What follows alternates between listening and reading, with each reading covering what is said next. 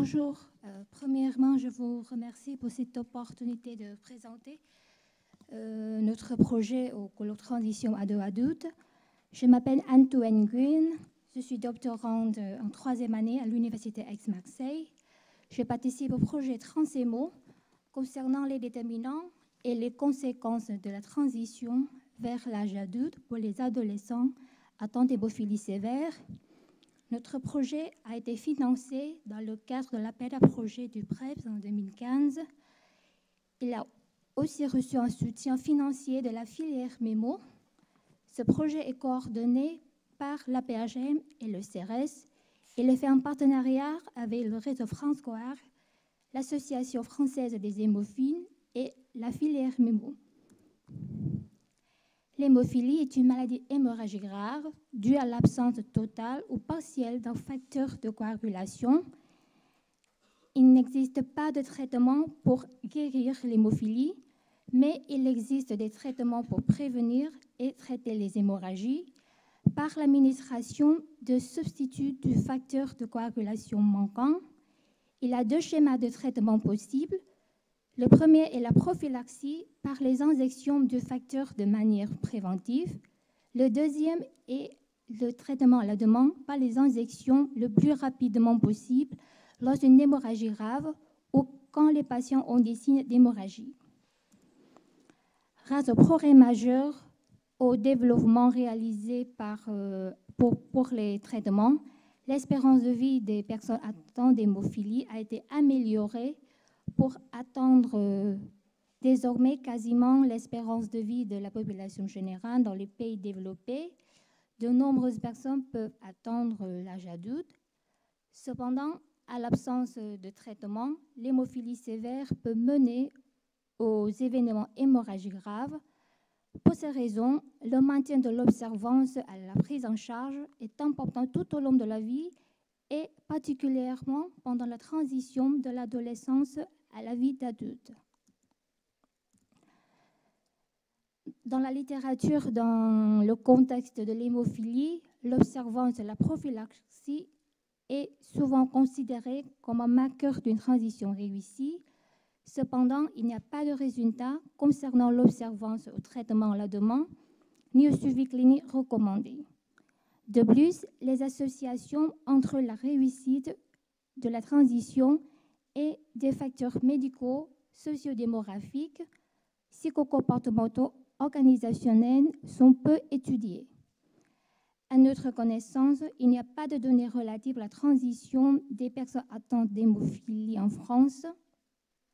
Malgré il existe des résultats dans la littérature internationale, la transposabilité de ces résultats peut être limitée par les spécificités du système de santé français.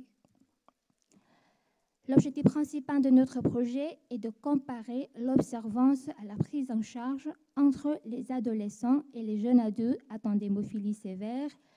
L'objectif secondaire est d'identifier les facteurs limitants ou favorisant cette observance. Pour cela, on a mis en place une étude multicentrique en France avec 29 centres de référence et centres de ressources et de compétences dans la filière MEMO.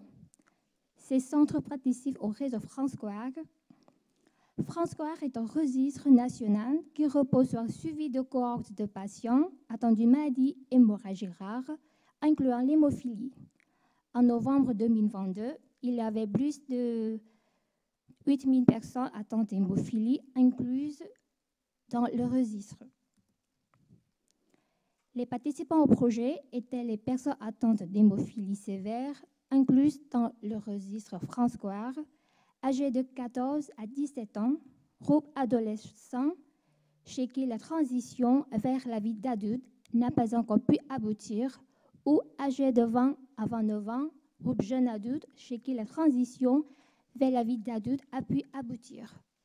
La période d'inclusion était entre février 2017 et février 2019. Le critère de jugement principal est l'observance à la prise en charge, incluant le traitement et le suivi clinique.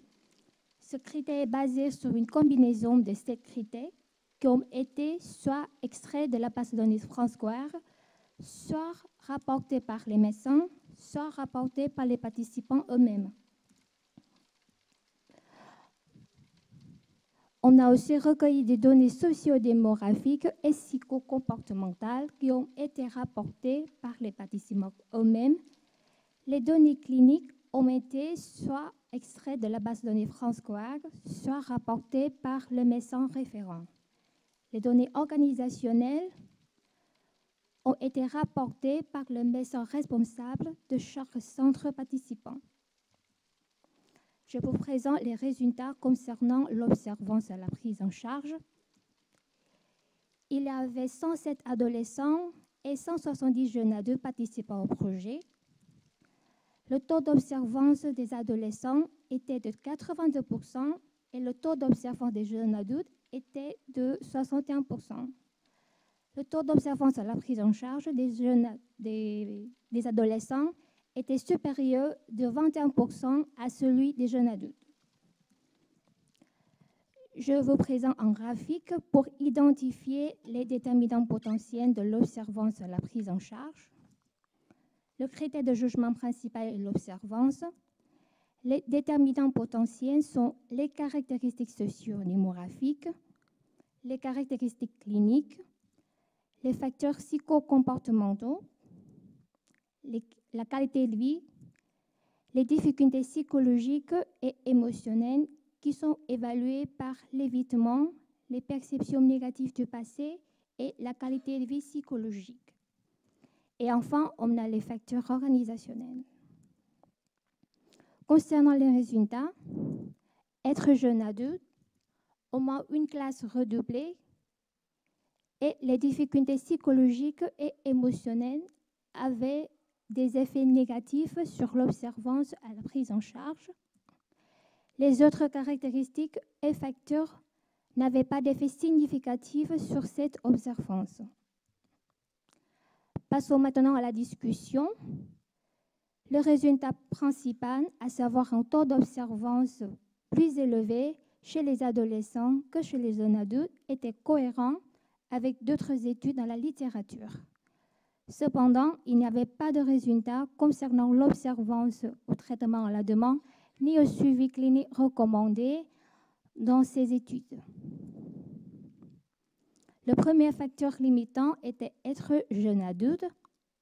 Comme les adolescents de la population générale, les adolescents atteints d'hémophilie sévère peuvent avoir des changements et des nouvelles responsabilités quand ils atteignent l'âge adulte. De plus, ils peuvent rencontrer des difficultés supplémentaires liées à la maladie et au traitement. À cause de ces difficultés, il pourrait être difficile pour eux de suivre les plans de traitement et les visites médicales régulières. Le deuxième facteur limitant était avoir redoublé au moins une classe. À notre connaissance, il n'y a pas d'études sur l'association entre ce facteur et l'observance à la prise en charge chez les personnes atteintes d'hémophilie. Cependant, les difficultés à rechercher et à mettre en pratique des informations sur la santé ont été identifiées comme les facteurs limitant l'observance à la prophylaxie chez les personnes atteintes d'hémophilie dans la littérature. Donc, on a posé l'hypothèse que cette difficulté scolaire pourrait être un marqueur potentiel des difficultés à rechercher et à mettre en pratique les informations sur la santé, limitant l'observance à la prise en charge. Le troisième facteur concernait les difficultés psychologiques et émotionnelles que sont l'évitement, les perceptions négatives du passé et la qualité de vie psychologique. L'évitement, qui peut être considéré comme un manque d'acceptation de la maladie, les perceptions négatives liées aux expériences de la maladie et la moins bonne qualité de vie psychologique peuvent avoir des impacts négatifs sur le fonctionnement socio-émotionnel et la prise de responsabilité. Ces deux facteurs ont déjà identifié comme étant associés à l'observance à la prise en charge dans la littérature concernant les personnes atteintes d'hémophilie. En conclusion, le taux d'observance à la prise en charge est plus élevé chez les adolescents atteints d'hémophilie sévère que chez les jeunes adultes. Être jeune adulte, avoir redoublé au moins une classe et avoir des difficultés psychologiques et émotionnelles peuvent avoir des effets négatifs sur l'observance à la prise en charge. Basés sur ce déterminant, des stratégies de soutien et des programmes d'éducation thérapeutique pourraient être développés pour faciliter l'observance à la prise en charge des jeunes, notamment les actions ciblées, par exemple l'acquisition des connaissances sur la santé et l'acquisition de l'autonomie. Je vous remercie pour votre attention.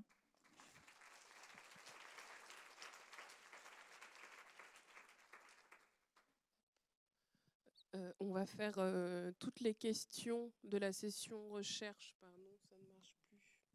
Toutes les questions de la session recherche en même temps. Donc si vous avez des questions pour Madame Nguyen, je vous laisse les garder pour la fin. Et on répondra aussi, il y a eu quelques questions au sujet des premières interventions. On y répondra aussi également à la fin.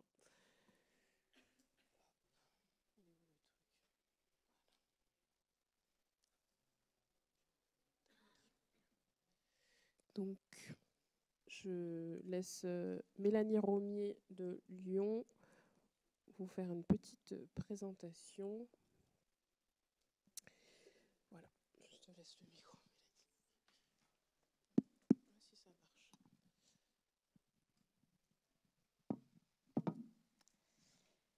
Alors, bonjour à toutes et tous.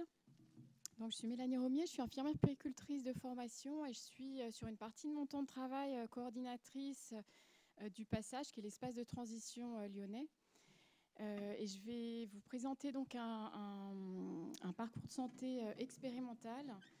On n'est pas exactement dans le cadre de la recherche, mais plutôt dans le cadre de l'expérimentation dite article 51, que je vous détaillerai un petit peu plus tout à l'heure. Donc un parcours de santé pour les adolescents atteints de pathologies chroniques. Et donc c'est un projet que nous portons avec le professeur Alexandre Belot, qui est responsable du Passage, responsable médical du Passage et qui n'a pas pu être présent aujourd'hui avec nous, qui s'en excuse. Alors je pense que si on est ici, c'est qu'on est convaincu que l'adolescence, c'est une période sensible dans la prise en charge et le suivi des patients atteints de pathologies chroniques, avec donc une période de vulnérabilité qui peut entraîner des risques de rupture de soins, de complications, des difficultés d'observance. Donc, face à cette prise de constat, il y a un certain nombre de lieux dédiés qu'on a vu apparaître sur le territoire ces dernières années. Les espaces de transition, ça fera l'objet des échanges et des présentations cet après-midi.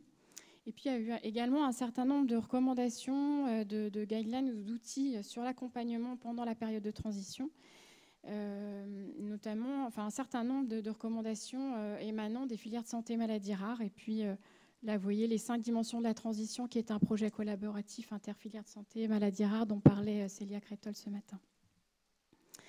Donc, toutes ces recommandations, ces outils, ces lieux ont quand même permis une meilleure prise en compte de la particularité des adolescents, de leurs besoins spécifiques, et puis une meilleure prise en charge, une sensibilisation et une formation des professionnels qui accompagnent ces adolescents.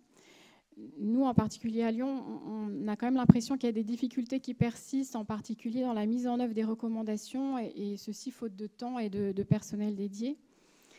À Lyon, on a la chance d'avoir donc un espace de transition, le Passage, qui a vraiment permis de faciliter l'organisation de consultations conjointes, de séances d'éducation thérapeutique, mais on n'a pas de personnel supplémentaire dédié, en dehors d'un petit temps de coordination que j'assure, mais qui ne me permet pas de rencontrer des adolescents. Donc on a réfléchi à quelque chose d'un peu plus holistique, qui permettrait de prendre en compte l'ensemble des problématiques auxquelles font face les ados atteints de pathologies chroniques pendant la transition. Et on a proposé un parcours de santé dans le cadre des expérimentations article 51. Donc, ces innovations organisationnelles pour la transformation du système de santé, appelé dispositif Innov 51, ce dispositif, il a été introduit dans la loi de financement de la sécurité sociale pour 2018, dans son article 51, d'où le nom de ces expérimentations. Et ce dispositif permet d'expérimenter des organisations innovantes qui contribuent en particulier à améliorer le parcours des patients ou des usagers, l'accès aux soins, l'efficience du système de santé, la pertinence des parcours, de la prescription des produits de santé. C'est un dispositif qui est ouvert à tous les acteurs du système de santé, que ce soit en ville, à l'hôpital, en établissement médico-social, quels que soient ces acteurs, professionnels de santé, associations. Donc ce dispositif permet de tester, d'expérimenter dans des conditions qui autorisent de déroger aux règles de financement de droit commun. Ça fait partie d'un des critères d'ailleurs d'éligibilité pour ces expérimentations, avec le critère innovant et le critère de reproductibilité. Ces projets d'expérimentation sont évalués par une équipe indépendante mandatée par les autorités. Et puis, il y a des instances de gestion et de pilotage qui ont été créées spécifiquement pour ce dispositif, en particulier le comité technique d'innovation en santé, qui va émettre des avis sur les expérimentations et les cahiers des charges qu'il reçoit. Et ces avis vont permettre ou non l'autorisation de ces expérimentations. Le Conseil stratégique de l'innovation en santé, lui, va se prononcer sur l'opportunité de la généralisation de ces expérimentations une fois qu'elles sont arrivées à leur terme, puisque c'est la finalité de ces expérimentations que d'être généralisées, de tomber dans le droit commun quand l'évaluation a permis de mettre en évidence un intérêt pour les patients ou une efficience pour le système de santé. Il y a une équipe nationale d'appui qui coordonne un peu tout le travail du comité technique et du conseil stratégique. Et puis en région, on a des référents, notamment au niveau des ARS, qui accompagnent les porteurs de projets, mais également de l'assurance maladie. Alors rapidement sur cette slide, c'était pour vous montrer que depuis la création du dispositif, il y a eu 122 projets autorisés. Donc ça, c'est un rapport qui a été rendu au Parlement en fin d'année 2022. Donc 122 projets autorisés qui ont été mis en œuvre ou qui sont en cours de mise en œuvre dans le cadre de ce dispositif article 51. Alors pour revenir à notre parcours dans le champ de la transition, donc nous on a souhaité proposer quelque chose, un parcours de santé coordonné par un professionnel de santé dédié qui s'adresse à des adolescents atteints de pathologies graves, chroniques. Et donc on a ciblé l'asthme sévère et 3 groupes de pathologies rares, donc la maladie rénale chronique, les rhumatismes inflammatoires chroniques et les maladies hémorragiques constitutionnelles.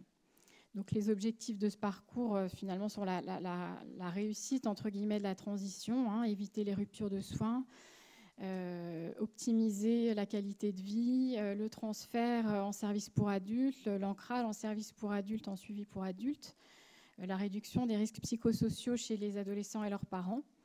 Et puis, on espère également faciliter la communication entre les acteurs et on souhaite s'adapter aux adolescents à travers des moyens de communication adaptés et puis s'adapter également à leur mode de vie, à leurs horaires.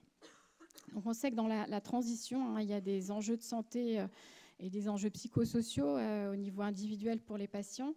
On sait également qu'il y a des enjeux médico-économiques à la réussite de la transition pour ces adolescents. Alors, on m'avait demandé de vous présenter l'étude médico-économique sur laquelle on s'était appuyé pour construire notre expérimentation. Alors, je vous rassure ou je m'excuse, en tout cas, je ne vais pas vous présenter une étude médico-économique parce qu'on n'a pas été en capacité de produire une vraie étude médico-économique qui demande des compétences, du temps, et donc c'est quelque chose qu'on n'était pas en capacité de financer.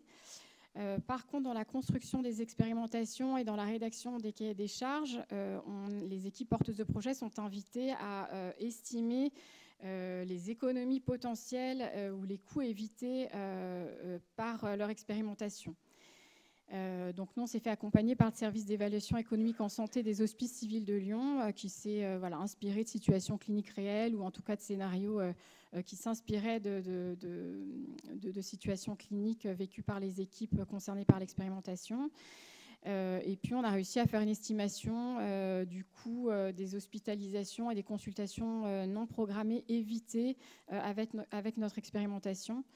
Donc on arrive à des coûts importants, plus de 1 800 000 € pour notre file active de 250 patients pendant la durée de l'expérimentation. Voilà, c'est un coût théorique, mais à la fois c'est aussi une estimation minimale parce que c'est uniquement les coûts directs liés à des consultations ou hospitalisations évitées qui ne prend pas en compte les transports sanitaires, les majorations de traitement, etc. Et qui ne prend pas non plus en compte les coûts indirects ou à plus long terme qu'on a listés dans notre cahier des charges, mais qu'on n'a pas été du tout en capacité d'évaluer. Voilà, on a néanmoins cité des situations qu'on souhaite éviter parce que consommatrices de soins et de coûts à plus long terme ou de manière indirecte. En particulier les rechutes ou les ruptures de soins qui peuvent entraîner des séquelles et donc des consommations de soins à l'âge adulte ou en tout cas de manière un peu décalée dans le temps. Les arrêts de travail des parents qui sont très difficiles à estimer, mais dont sans doute une grosse partie sont corrélés à l'état de santé des enfants, peut-être également à des troubles anxio-dépressifs qui sont liés à leur charge d'aidant finalement. Et puis également les ruptures de parcours scolaire ou des orientations inadaptées pour les adolescents qui pourraient elles aussi occasionner des incapacités de travail à plus ou moins long terme. Voilà, donc pour en revenir à notre expérimentation et son contenu, c'est une expérimentation qu'on a baptisée Ariane, j'y reviendrai en conclusion, donc qui va concerner des adolescents à partir de 12 ans, suivis pour les 4 pathologies ou groupes de pathologies que je vous ai cités tout à l'heure. Cette expérimentation est mise en œuvre à l'hôpital Femmes-Mères-Enfants des Hospices Civils de Lyon, mais également à l'hôpital Nord-Ouest de Villefranche-sur-Saône, qui est un CH de proximité avec un service de pédiatrie. Puisque je vous ai parlé de la nécessité d'avoir une reproductibilité pour ces expérimentations, d'où le choix de développer cette expérimentation sur 2 sites, un CHU et un CH. On va inclure 250 patients dans cette expérimentation.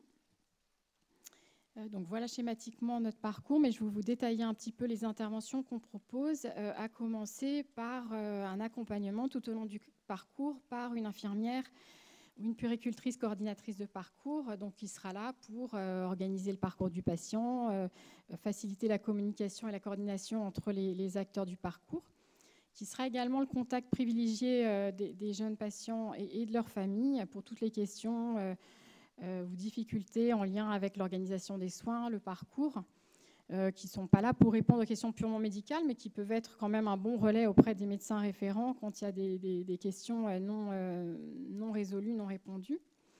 Ces infirmières coordinatrices de parcours vont également évaluer les besoins et repérer les difficultés des adolescents et de leurs parents.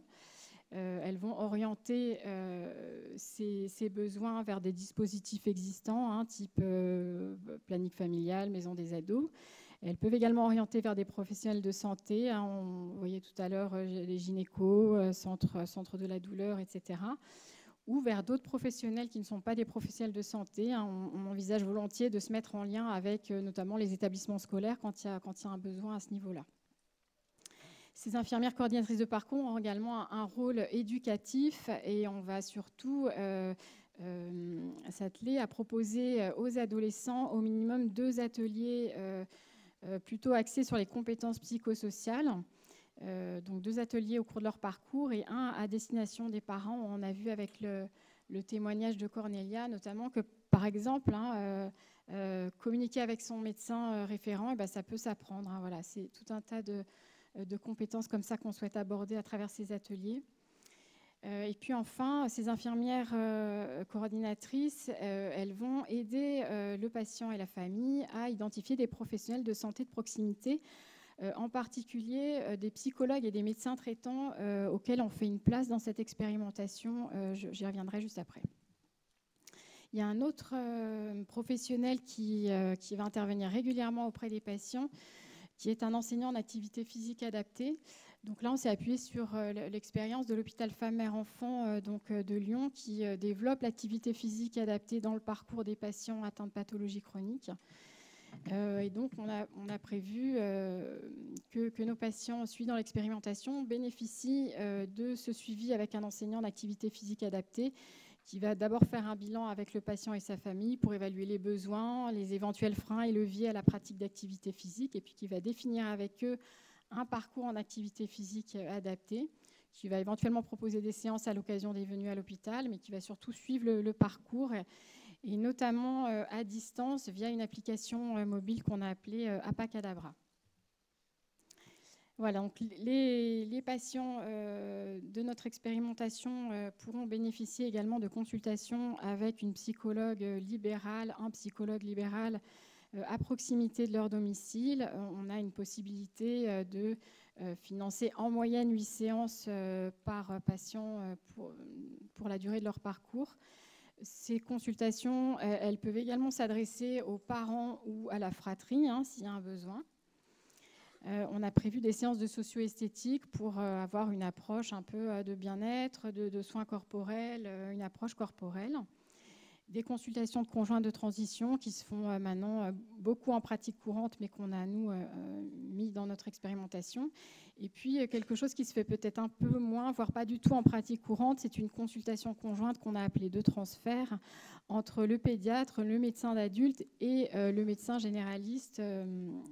Voilà, quand il y a un médecin généraliste pour ces ados, ou alors qu'on va aider les ados à identifier un médecin généraliste pour la suite de leur parcours. Donc, avec quels moyens on va mettre en place cette expérimentation? Donc, des moyens humains que je viens de vous citer. Donc, pour vous donner une idée, pour les infirmières coordinatrices de parcours, on a 1,8 équivalent temps plein pour nos 250 patients. 0,7 équivalent temps plein pour les enseignants en APA qui interviendront. Le médecin traitant sera rémunéré pour la consultation conjointe de transfert s'il y participe. Les psychologues également, et pareil pour les socio-esthéticiennes. Donc ça, c'est toutes ces interventions qui sont vraiment des interventions liées aux soins, qu'on appelle donc des prestations dérogatoires dans le cadre des expérimentations article 51, et qui sont financées par le Fonds pour l'innovation du système de santé, donc qui a été créé spécifiquement pour le dispositif article 51. Et puis, à côté de ça, on a quelques crédits du Fonds d'intervention régionale, donc de notre ARS, pour le financement plutôt d'ingénierie, crédit d'amorçage. Donc, ça nous permet d'avoir une chef de projet à 0,3 équivalent temps plein les 2 premières années, puis après, c'est un temps un petit peu dégressif. Et puis, ça nous permet également de mener quelques actions de communication sur notre projet, de la formation des intervenants, l'hébergement agrégés données de santé pour notre application APA. Voilà, donc en conclusion, je vous avais dit que je reviendrai sur ce nom d'Ariane. Donc Ariane, évidemment, c'est le personnage mythologique que tout le monde connaît. C'est celle qui fournit le fil pour trouver son chemin. Et donc, on espère vraiment que cette expérimentation, elle aidera nos ados à trouver leur chemin dans le labyrinthe de la maladie chronique et de l'adolescence. Ariane, c'est également la fusée française, donc on espère faire décoller ces adolescents vers leur vie d'adulte et vers leur projet de vie. Notre projet a reçu un avis favorable du comité technique d'innovation en santé à l'automne dernier. Et je souligne qu'on a reçu le soutien de la mission maladies rares de la DGOS pour cette expérimentation. Nous avons débuté les premières inclusions au début de ce mois de juin. Voilà, on pense inclure nos 250 patients dans les 2 ou 3 premières années pour avoir un suivi, un recul suffisant. Ces patients seront suivis jusqu'au transfert et un petit peu au-delà, puisqu'on a prévu de les rappeler pour savoir comment ça se passe justement en service pour adultes. Est-ce qu'ils ont besoin d'aide pour prendre leur rendez-vous ? Ou pour ceux qui seront inclus les derniers jusqu'à la fin de l'expérimentation, puisqu'on est dans un cadre expérimental, donc certains ne bénéficieront que de 2 ou 3 ans de suivi. Voilà, je vous remercie de votre attention et je remercie les équipes qui participent à ce projet. Merci beaucoup Mélanie. On posera les questions juste après. Il y a d'abord l'intervention d'Audrey Barbet en collaboration avec le professeur Frédéric Gautran. Voilà, et vous pourrez vous poser vos questions sur l'intervention de Madame Nguyen, de Mélanie Roumier et d'Audrey Barbet. Je vais t'installer, pardon. Je ne peux pas faire de bêtises. Hop. Hop. Nickel. Voilà. Merci Ségolène. Donc moi je suis Audrey Barbet, chef de projet de la filière FIMATO et je représente ici le professeur Gautran qui n'a pas pu se libérer. Je vais vous présenter un consensus qui a été rédigé par une équipe multidisciplinaire internationale sur la prise en charge de la transition des patients atteints d'atrésie de l'œsophage avec fistule œsotrachéale. Donc je ne vais pas rentrer dans le détail de la pathologie, et voilà, on va vraiment se focaliser sur la méthodologie qui a été appliquée. Donc ce consensus a été publié dans Nature Review, Gastroentérologie et Pathologie. Donc la filière FIMATO était partie prenante puisqu'elle elle a parmi ses centres de référence le centre de Craquemont des affections chroniques et malformatives de l'œsophage.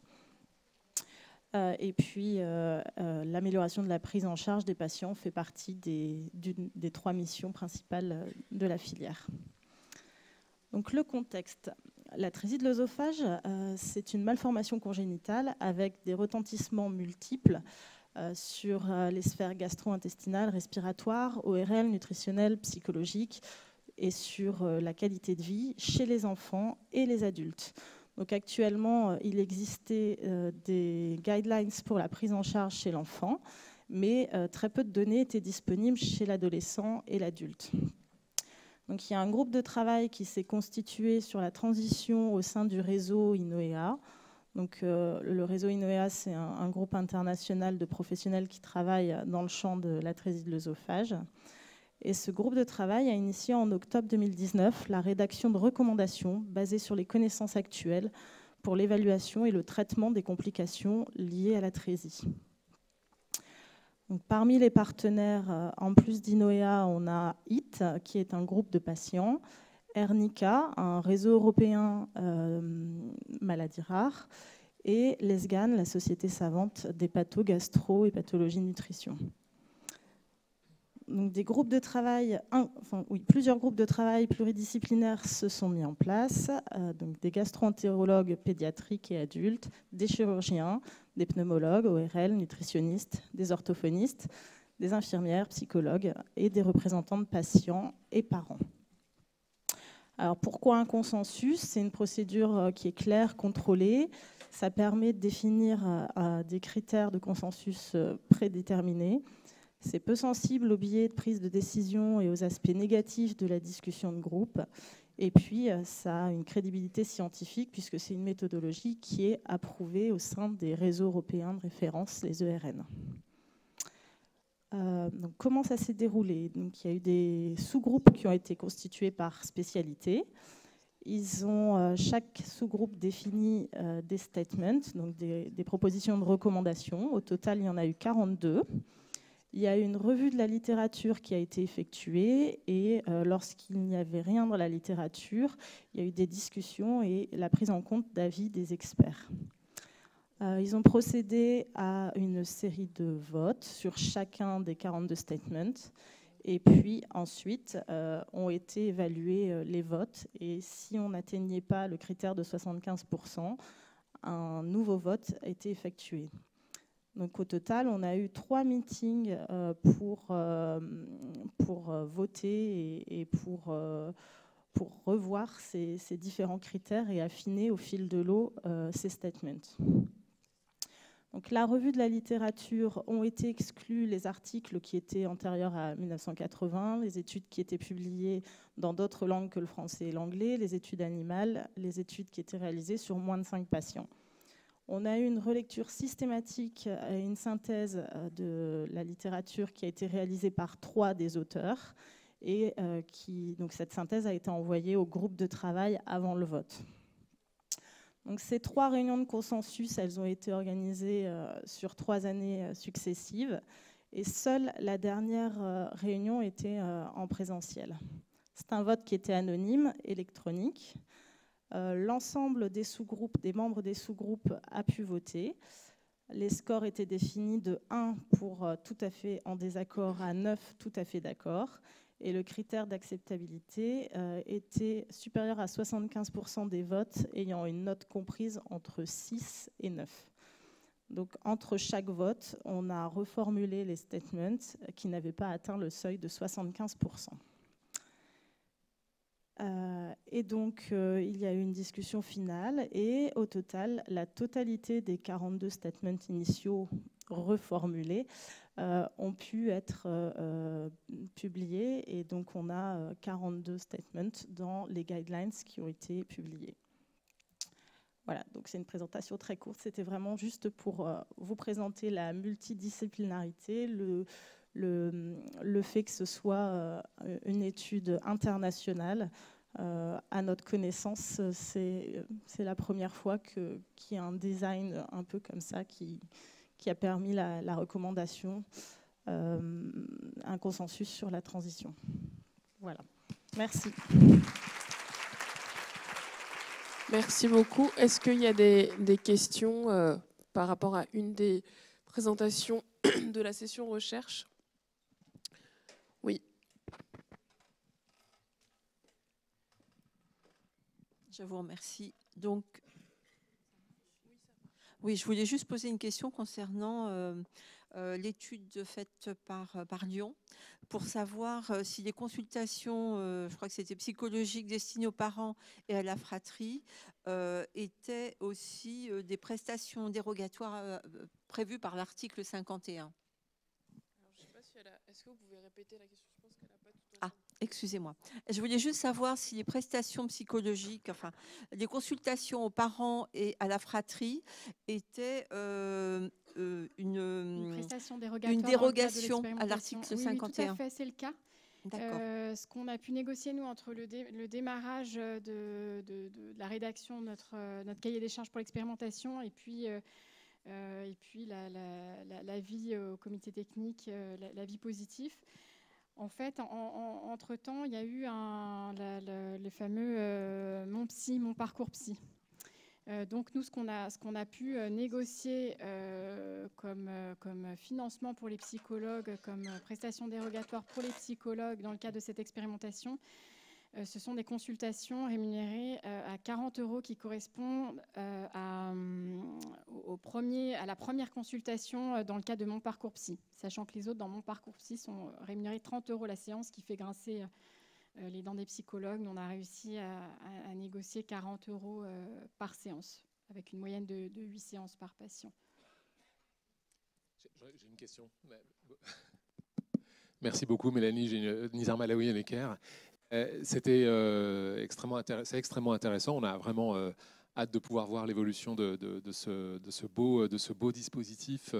J'avais juste une petite question sur le plan de la méthodologie. Est-ce qu'il y a un groupe contrôle au sein peut-être des mêmes pathologies ou d'autres pathologies? Alors en fait, l'évaluation, elle est complètement à la charge de l'équipe d'évaluateurs qui est missionnée par le conseil stratégique et le comité technique. Et ils choisissent leur méthode d'évaluation. En principe, alors dans certaines évaluations, ça se fait avec on prend un groupe contrôle. Pour la nôtre, on ne connaît encore pas l'équipe qui va évaluer le projet. Sans doute que ça sera pas de cette manière-là. Par contre, ce qui se fait quasiment systématiquement dans les évaluations de ces projets, c'est d'avoir une approche qualitative en plus de l'approche quantitative, mais qui a vraiment une part importante. Et puis une approche dite réaliste, c'est-à-dire qu'en fait, ils vont aller finement dans l'analyse de qu'est-ce qui marche, pour qui et dans quel contexte. Donc on est vraiment sur des évaluations assez précises sur le plan qualitatif. Puisque tu es là, Mélanie, j'en profite. 1073 projets déposés, 122 reçus. Comment avez-vous fait? Quel soutien vous avez eu pour vous être lauréat? Alors, donc ces projets-là, ils sont progressifs. La porte d'entrée, ce sont les ARS. Donc nous, pour vous donner une idée, on a contacté notre ARS et notre référent, M. Peiser, qui a été très, très aidant sur l'ARS Auvergne-Rhône-Alpes, en fin d'année 2019, pour une soumission de notre cahier des charges à l'été 2022. Donc voilà, c'est une démarche qui a été progressive. On fait d'abord une lettre d'intention, on est aiguillé donc par ce référent au niveau de l'ARS, et puis nous, au niveau des Hospices civils de Lyon, on a été également beaucoup aidés par notre directrice de la stratégie et des coopérations qui, dans son portefeuille de responsabilité, a ces projets expérimentation article 51 quand ils sont portés par les Hospices civils de Lyon. Donc c'est Madame Bergamote-Dupeigne, elle a été très, très aidante. On a construit ce projet-là de manière progressive. Et l'idée, si je comprends bien, parce que je trouve que c'est extrêmement inspirant, c'est de faire une étude pilote qui, si elle fait ses preuves, pourrait être après disséminée sur le sol français. C'est ça, hein, c'est vraiment la finalité de ces expérimentations, c'est d'aller récupérer ce qui fonctionne dans un cadre expérimental et pour l'exporter et pour le généraliser dans le droit commun. En tout cas, quand il y a un vrai, quand on démontre un intérêt pour des patients ou une vraie efficience, effectivement, c'est la finalité de ces projets-là. Parfait, super. Moi, j'avais eu.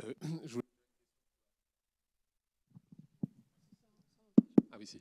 J'avais une question pour notre jeune patiente qui a témoigné. C'était extrêmement éloquent et enfin, je trouvais qu'il y avait pas mal de points très riches qu'on pourrait développer pendant longtemps, tout au long de la journée. Mais j'avais peut-être juste un point. Vous disiez à un moment donné que c'est vrai que quand on arrive en médecine adulte, on se sent peut-être pas forcément à sa place parce qu'on fait partie des plus jeunes. Et puis ceux qui sont les plus jeunes après nous, ils ont peut-être pas 18-19 ans, mais plutôt 30, 35. Enfin, c'est ce que j'ai compris, mais peut-être j'ai pas tout à fait compris. Mais vous dites qu'après, ça va un petit peu mieux au bout de quelques temps, si j'ai bien. Et donc, ça veut dire aussi que vous avez vu arriver d'autres jeunes qui se sont mis un petit peu dans le sillage du chemin que vous avez emprunté vous aussi. Et la question que j'ai, c'est est-ce que vous, rétrospectivement, vous auriez peut-être trouvé qu'avoir des moyens d'échanger avec des jeunes alors à l'époque vous avez 18 ans et quelques, et puis peut-être des jeunes de 19, 20, 21, enfin voilà, ça aurait été bien pour vous ou pas? Alors, attends, je vais te laisser.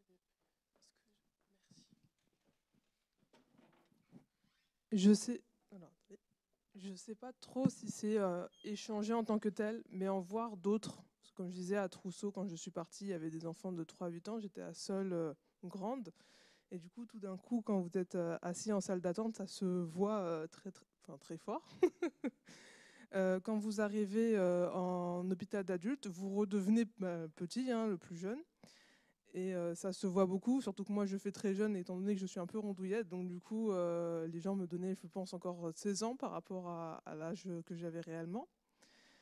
Et du coup, en fait, c'est vrai que ça interloque beaucoup. Et en fait, moins parler peut-être avec d'autres de mon âge, mais peut-être en voir plus. Alors je ne sais pas si c'est possible de mettre plusieurs rendez-vous. Comment je pourrais dire ça? De mettre des rendez-vous.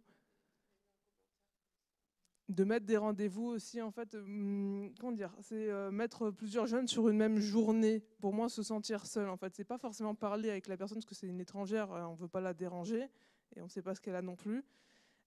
Parce que peut-être que la personne que j'avais vue, quand je disais, alors le début de ma phrase, quand je disais ça, j'avais à peu près 18 ans. Quand je suis arrivée, quand ça a commencé à aller mieux, j'ai vu une autre enfant, du coup, une personne de 18 ans. Je devais avoir 25 ans, donc ça fait quand même juste 2 ans, donc ça fait pas beaucoup non plus. Mais par exemple pour les médecins ou pour les infirmiers, ça se voit encore que parfois quand ils rentrent dans le box, ils sont surpris de me voir en fait. Ils ouvrent la porte et tada. Il n'y a pas de... C'est ça en fait. Donc ce serait plus avoir peut-être d'autres personnes du même âge dans une même période d'hospitalisation. Mais après, je ne sais pas ce que les autres veulent.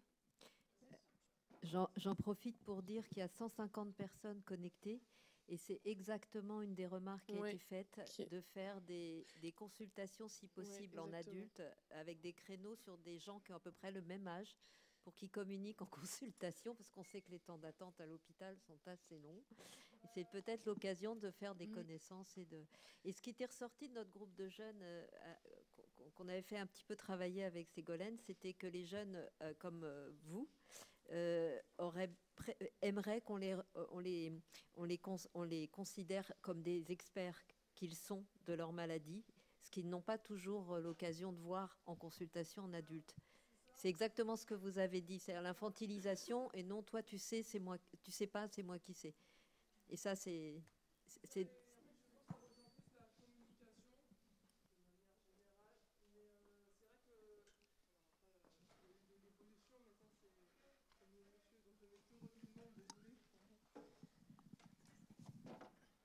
comme le monsieur l'a dit, mais excuse de ne pas avoir retenu votre nom, mais du coup, c'est le... Comment je pourrais dire ça? Je pense que c'est aussi des médecins, alors peut-être le choc des cultures, des générations aussi, mais c'est aussi des médecins de la vieille génération. Et je sais que tout le monde n'a pas eu la même éducation médicale et aussi le rapport avec les patients. Là, c'est une approche plus moderne et beaucoup, je pense, aussi par effet de mode, tendent à la considérer, à l'apprendre et à la pratiquer un peu plus. Mais je sais, par exemple, quand j'étais à Trousseau à mes 6 ans, on parlait de moi à la 3 comme si j'étais pas là, alors j'étais en face des 2 personnes qui parlaient. Donc, en fait, on est considéré comme un bout de viande, un steak malade, et puis... malheureusement, c'est comme ça. Après, là, effectivement, oui, il y a eu de l'évolution avec le temps, parce que je le constate quand même. Entre mes 2 ans et demi et mes 26 ans, il s'est passé. Mais l'eau a coulé sous les ponts. Mais en effet, en fait, il y a des fois, par exemple, quand je parlais de la personne où on répète à chaque fois, ça m'est vraiment arrivé à une consultation, en plus c'était à une cytoponction. Et je posais des questions et j'ai passé mon temps à répéter ma question sans avoir de réponse. Et c'est pénible parce qu'en fait, c'est vous qui suivez vos propres problèmes de santé, que vous connaissez. Et par exemple, moi, étant donné que le complexe de Carnet que j'ai, en plus, c'est aussi une maladie orpheline, il y a, par exemple, quand je vais passer à une IRM en ville, il n'y a personne qui connaît. Si je tombe sur une personne qui connaît, c'est miraculeux. Donc, en fait, c'est moi qui explique en permanence. Et c'est vrai que la personne qui parfois se retrouve en face de vous à penser qu'elle connaît mieux que vous et qui se rend compte en fait que vous connaissez mieux qu'elle et que vous avez par exemple moi je peux dire hein, sur une alectomie bilatérale, dysplasie macronodulaire pigmentée, on voit souvent les professeurs, mes excuses, se refermer et se vexer alors que c'est pas le but. Donc à Trousseau, il m'est arrivé de vexer des gens quand j'avais 8 ans parce que je voulais parler comme eux pour les aider et leur proposer des idées, mais manifestement, on n'entre pas dans un enfant de 8 ans, il restera un enfant de 8 ans, et non, il n'a pas de bonnes idées, et non, il ne comprend pas de quoi il parle, même quand il passe des IRM, il fait des échographies, et qu'il sait de quoi pourquoi il les passe, et il sait pourquoi il les passe. Et en fait, ça engendre des problèmes de communication et beaucoup de péripéties diverses et variées. Je n'en ai pas parlé, mais par exemple, je me suis fait opérer des surrénales à 12 ans. J'aurais dû me faire opérer plus tôt, mais j'ai refusé de le faire parce que, en fait, on m'a dit, c'est pas toi qui décides, c'est ta mère. Pour mes surrénales.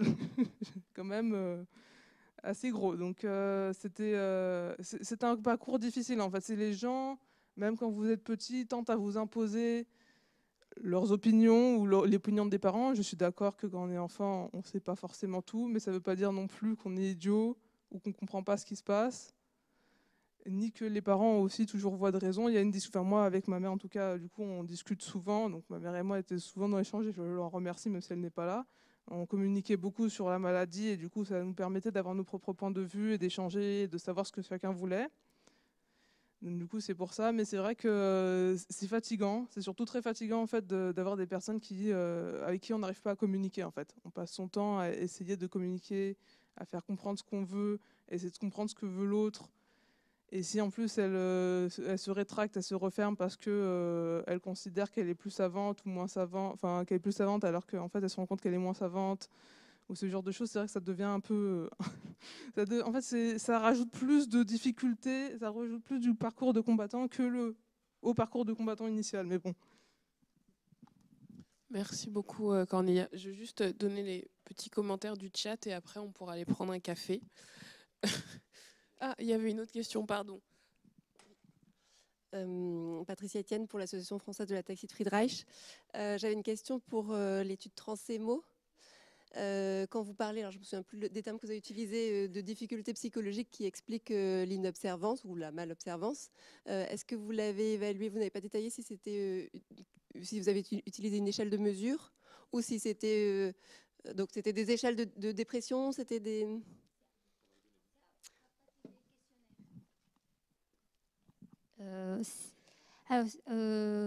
Les difficultés psychologiques et émotionnelles évaluées par l'évitement, qui est évalué par le questionnaire Privko. Et aussi les perceptions négatives du passé, c'est évalué par un autre questionnaire qui s'appelle CTPI de Zimbardo. Et aussi la qualité de vie psychologique, c'est à partir du questionnaire SF12. Donc, on a utilisé plusieurs questionnaires pour évaluer les difficultés psychologiques et émotionnelles parce que c'est un peu compliqué. Merci. Donc, il y avait donc, dans les commentaires, il faudrait organiser la transition hors les murs de l'hôpital, lors de journées avec les associations de patients, de journées spécifiques ados qui soient un peu ludiques. Les associations peuvent, lors de leurs rencontres nationales ou régionales, informer de l'existence des supports de la transition, ainsi que promouvoir les programmes ETP.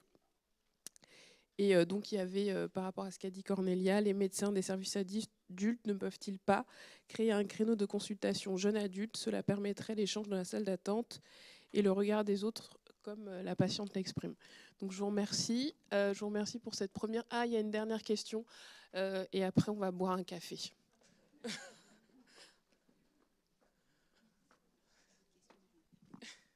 Merci. Bonjour, Jamila Calin, d'association Les Soledades, et maman d'un jeune garçon qui est atteint de plusieurs maladies rares. J'ai une question pour Cornelia. Enfin, j'en ai deux, mais là, une. Voilà, on la posera après. À quel moment vous avez senti que vous vous sentiez suffisamment prête pour aller en consultation pour la première fois toute seule? En fait, ma vraie question, c'est est-ce que c'est vous qui avez décidé?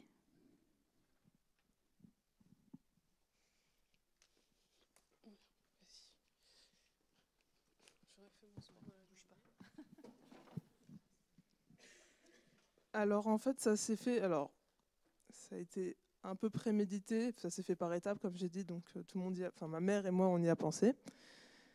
Mais ça s'est aussi fait instinctivement. À un moment donné, vous sentez que la personne est prête. Je me sentais prête aussi. À un moment donné, ma mère m'accompagnait, comme je disais, à l'hôpital et puis dans le bureau du professeur. Et après, du coup, on était dans la salle d'attente. À un moment donné, elle m'a demandé, est-ce que tu veux, elle m'a toujours demandé, est-ce que tu veux que je t'accompagne? Donc, dans le bureau du professeur, cette fois, à un moment donné, je me suis sentie prête. J'ai dit non. J'y suis allée moi-même. Du coup, on avait déjà toujours des questions. Et en fait, c'est petit à petit. Mais il faut se lancer dans le grand bain. Hein. C'est toujours le début. Il faut toujours un début. Et en fait, c'était petit à petit. Au début, elle m'accompagnait, comme je disais. Après, il y avait après, elle est restée dans la salle d'attente et j'y allais toute seule. Et après, je lui racontais du coup ce qui s'est passé, faire le résumé, etc. Et après, j'y allais toute seule avec mes questions et je ramenais les réponses à mes questions à ma mère le soir. Enfin, le soir, ou ça dépend quand elle était là à la maison. Et ensuite, tout simplement, j'y allais et j'ai commencé mon suivi petit à petit toute seule. Là, je lui touche nouvelle parce que comme ça, elle sait où j'en suis. Comme on a la même maladie, on peut en discuter. Mais en fait, j'ai mon propre suivi et c'est complètement séparé de celui de ma mère et ça n'a rien à voir. Donc, il n'y a pas de problème vis-à-vis de ça. Je ne sais pas si ça répond à la question, mais en fait, ça se fait petit à petit. Et puis, vous saurez quand vous deux, vous serez prêts.